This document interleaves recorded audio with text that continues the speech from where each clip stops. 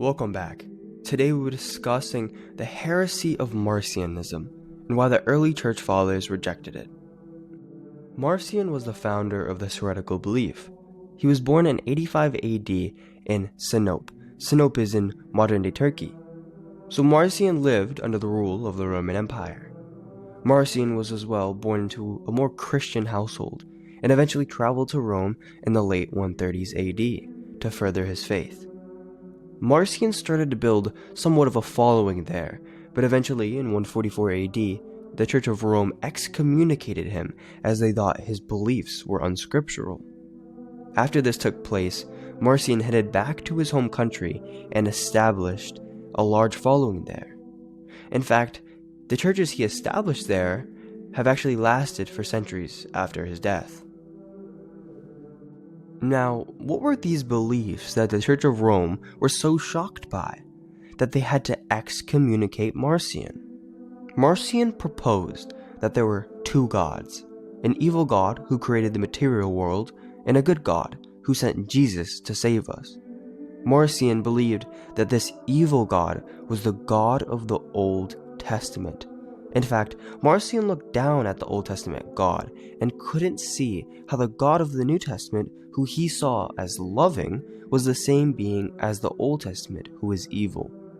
As you can see, his beliefs fall under more of a Gnostic set of thinking. If you would like to know more about the Gnostics, I made a video about them in the description below.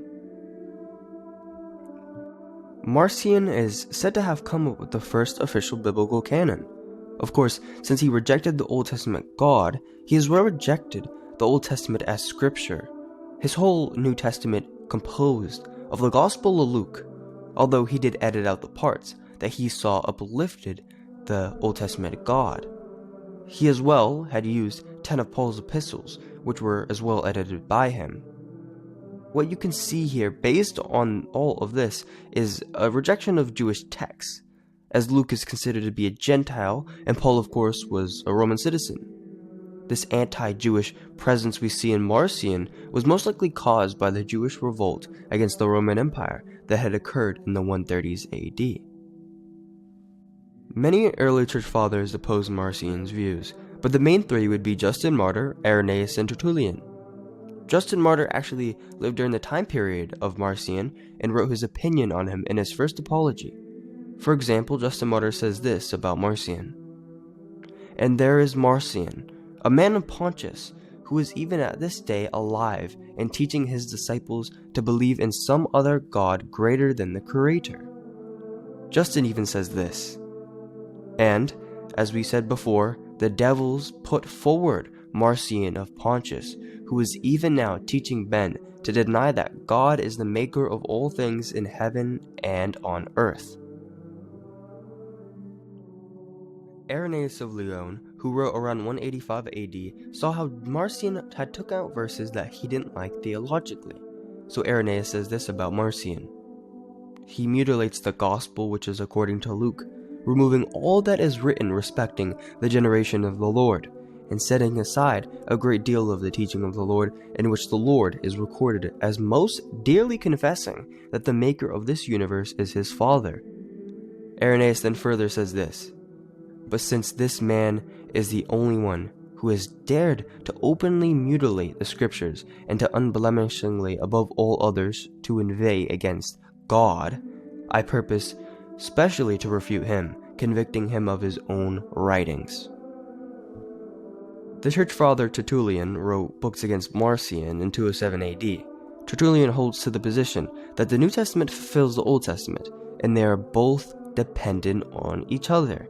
For example, he says this: "For since Marcion separated the New Testament from the Old, he is necessarily subsequent to that which he separated, inasmuch as it was only in his power to separate what was previously united."